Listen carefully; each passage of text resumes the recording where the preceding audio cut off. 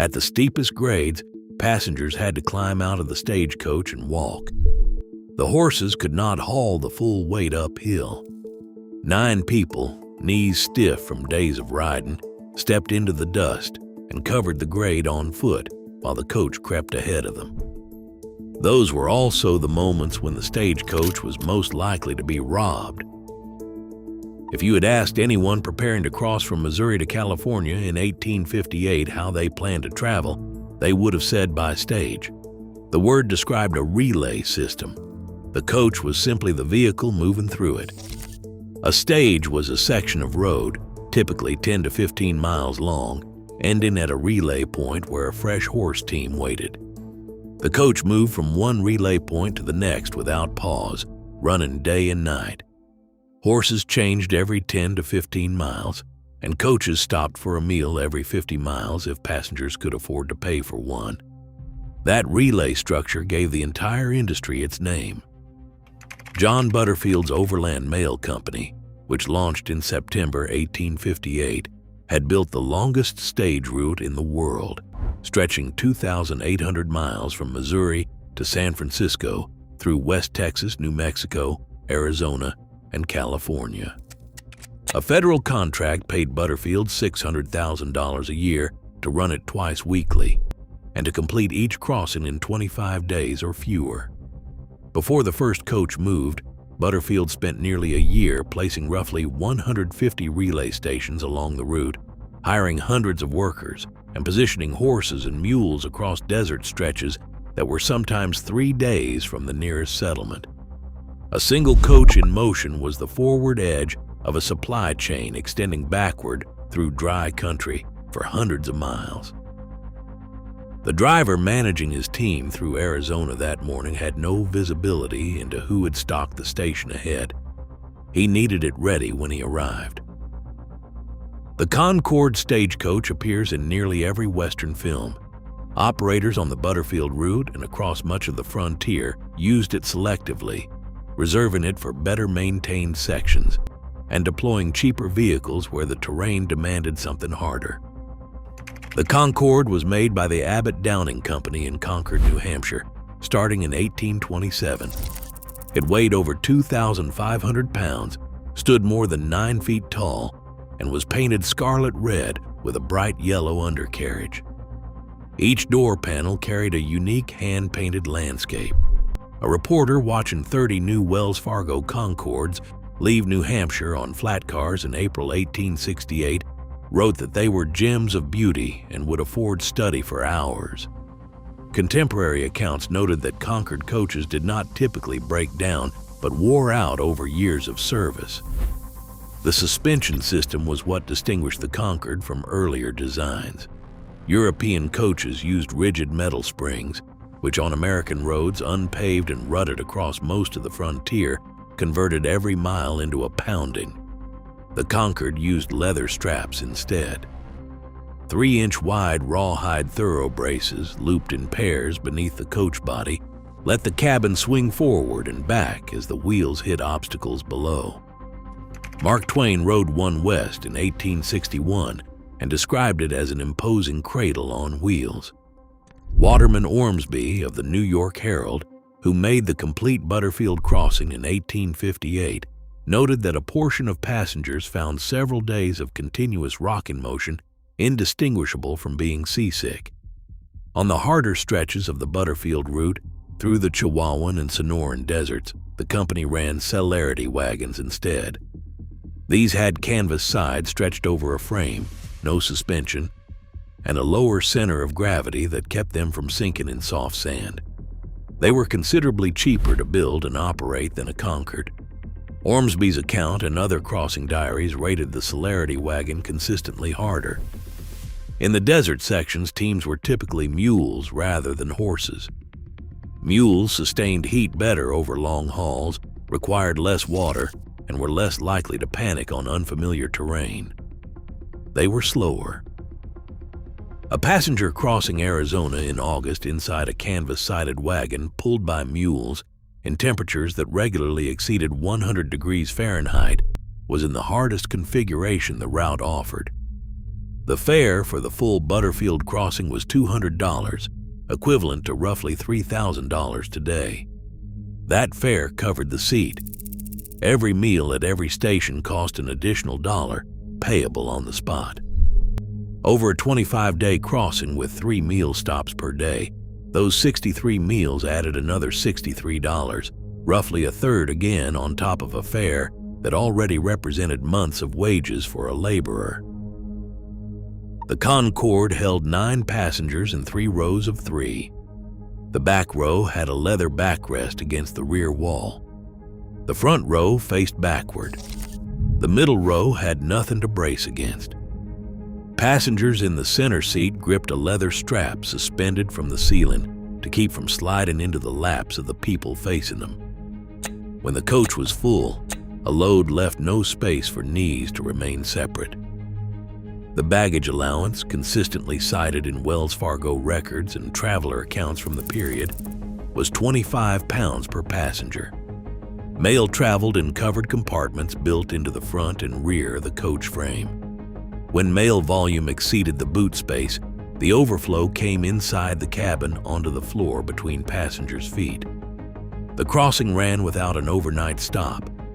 Passengers slept sitting upright. Resting your head on a neighbor's shoulder was considered poor form. Ormsby, filing from the road on day 6, described the sleeping conditions in a tone that suggested he was working hard to seem fine. After enough nights in the coach, he wrote, a bounce that drove your skull into the ceiling registered no more than the rocking of a cradle. His dispatches from later in the crossing grew shorter. The dust was continuous. On desert stretches, it worked through the canvas curtains regardless of how tightly they were fastened. Women crossing the Arizona sections wore dark-colored veils, often blue or green, pinned over their hats to reduce glare from the white desert floor, as well as filter the grit. Ormsby noted that white clothing was unwearable after the first relay stop. By midday on a summer desert crossing, with 9 passengers, no ventilation, and sustained heat above 100 degrees, the interior of a celerity wagon held a smell that travelers noted in their accounts without fail. Ormsby did not describe it in his published dispatches. Several others were less restrained. At meal stations, the standard offering was beans, salt pork, and coffee. The coffee appeared in enough crossing accounts to constitute its own category of complaint. One traveler, writing from the Texas section, described it as heavy enough to float iron. Another noted the same pot had been reheated at the same station for several consecutive days. The coach left at 10 minutes regardless. Wells Fargo posted passenger rules inside each coach. Passengers were asked to abstain from liquor, though the rules added that if they must drink, they should share the bottle, because refusing to share made them appear selfish and unneighborly. Chewing tobacco was permitted, provided passengers spat with the wind rather than against it. Snoring loudly or using a fellow passenger's shoulder for a pillow might produce what the rules called friction. Gentlemen guilty of unchivalrous behavior toward lady passengers would be let off the coach. It was, the rules noted, a long walk back. Lewis McLean, a former head of Wells Fargo, wrote to his wife in 1865 that staging looked very well to the lithographer. In reality, he told her, it was the devil. The driver on the box seat above all of that had spent years developing skills that had no formal curriculum. Stage drivers were called jehus. The name came from a passage in Kings describing a military commander who drove his chariot furiously. By the 1850s, it had attached to the working drivers on the frontier, men who handled a 6-horse team through mountain passes and river crossings as a professional routine. A 6-horse team in full harness stretched roughly 50 feet from the leader's noses to the rear wheels of the coach. Each pair of animals had a specific function. The wheelers, the 2 horses nearest the coach, were the largest and heaviest, providing lateral stability. The swings in the middle balanced power and direction. The leaders at the front were the smallest and most responsive, the pair that steered. The driver held 6 reins simultaneously, 1 per horse, distributed across his fingers in a fixed arrangement. The leader sat between the index and middle fingers. The swing sat between the middle and ring fingers. The wheeler sat between the ring and little fingers. A driver who had covered a route long enough adjusted to each horse individually by feel alone, without looking at his hands. Most refused gloves except those made from the finest silk or the thinnest buckskin. Thick material cut the feedback through the leather. Some developed frostbite on winter runs rather than sacrifice sensitivity in their fingers. The whip was not used on the horses. Drivers cracked it above the team's heads to direct attention and signal commands. It was the symbol of the profession and was never loaned or traded. The handles were often inlaid with silver rings. Drivers did not accept tips. The whip was the acknowledgement they preferred. Each driver worked approximately 50 miles of route. A fresh driver took over at the end of that run, while the first rested until the return. One driver who appears consistently in the California stage records was known as One-Eyed Charlie, a name earned from a horse kick that cost the use of one eye. Charlie Parkhurst drove routes across Northern California for over 30 years, working for Wells Fargo and several other companies, and was ranked by contemporaries among the top drivers in the state. In November 1868, Parkhurst registered to vote in Santa Cruz County for the California presidential election. A poll book entry records Charles Parkhurst as a registered voter. When Parkhurst died in December 1879, those preparing the body discovered Parkhurst had been born biologically female and had been living as a man since leaving an orphanage at age 12. A headstone in Watsonville reads in part, "Death in cabin near the 7 Mile house revealed One-Eyed Charlie, a woman, the first woman to vote in the U.S., November 3, 1868.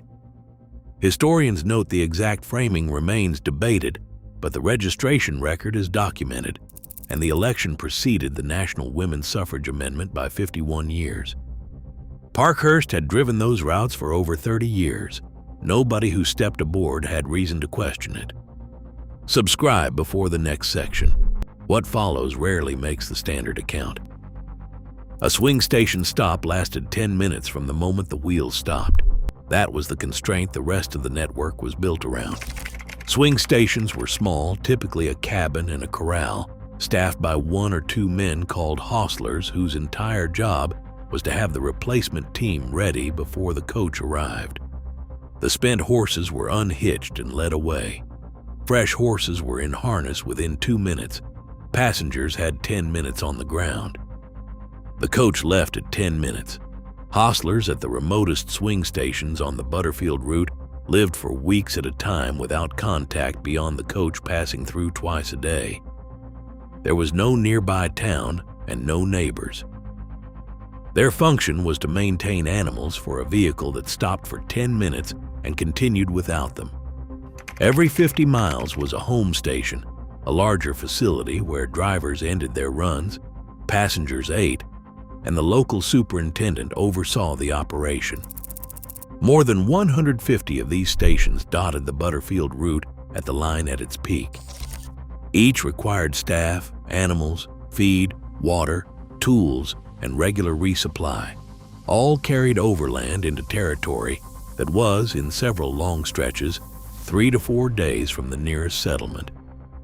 The mail contract paid for the stations, passenger fares added to it. Without the $600,000 in federal subsidy, no private operator in 1858 could have kept 150 outposts across desert terrain financially viable. The full gallop pursuit that defines the Stagecoach in film required road conditions that working routes almost never provided. Coaches moved at 5 to 8 miles per hour on most terrain, a working trot. Sustained galloping on unpaved frontier road fractured axles, cracked wheel spokes, and destabilized a loaded body standing over 9 feet tall. Short bursts on flat, maintained stretches happened. Extended pursuits through canyon country did not. Robberies occurred. Highwaymen chose uphill grades where horses slowed to a walk and passengers sometimes covered the grade on foot. A man who wanted the coach at a disadvantage did not need a horse. He needed to know where the hills were bare. Butterfield's Overland Mail was primarily a mail and passenger operation. Wells Fargo, which ran express service independently and took over the bulk of Western stage lines by the late 1860s, regularly shipped gold and silver in a locked iron box stored near the driver's feet. To guard those shipments, Wells Fargo employed armed messengers who rode the box seat beside the driver, carrying a short-barreled 10 or 12-gauge shotgun. That messenger, sitting there to protect the cargo, is where the phrase "riding shotgun" entered the American language. It became a job title. Black Bart robbed Wells Fargo coaches 28 times between 1875 and 1883 in Northern California. He operated on foot during every holdup, never discharged a weapon in any of them, and walked away each time. At several scenes, he left a handwritten poem. He was eventually identified as Charles Bowles, a mild-mannered mining engineer from Illinois. He had not used a horse in any of those robberies. California's most discussed stage robber was a man who walked to work. The Transcontinental Railroad was completed in May 1869, and the Golden Spike at Promontory Summit made the 25-day crossing obsolete within a year. Rail reduced the same journey to days instead of weeks. Stage lines withdrew from the main routes and concentrated on territory the tracks had not yet reached: mountain mining camps, desert towns, remote settlements where no rail service would arrive for another decade. The mud wagon and the Jehu kept working in those places through the 1880s and the 1890s. The automobile reached those same communities in the early decades of the 20th century, and the last working stage routes closed in that period. The Butterfield Overland Mail lasted 3 years, from 1858 to 1861, when the Civil War disrupted the southern route. In those 3 years, it ran 150 stations across 2,800 miles of desert and mountain country, and it delivered on schedule. The station keepers, hostlers, and supply clerks who kept the network running left almost nothing in the popular record. The men who ran those stations, timed the stops, and kept 150 outposts alive in the desert left almost nothing behind. The men who occasionally robbed the coaches they maintained have been the subject of films and novels for 80 years. The next video is on screen.